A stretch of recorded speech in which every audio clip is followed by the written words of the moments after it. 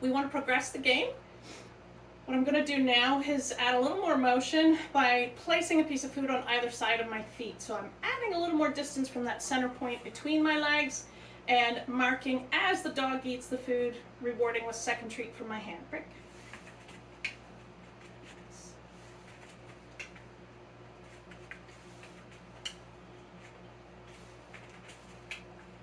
think I just dropped one. Our next stage progression is to really start adding some motion to the treats. So I'm going to start tossing treats.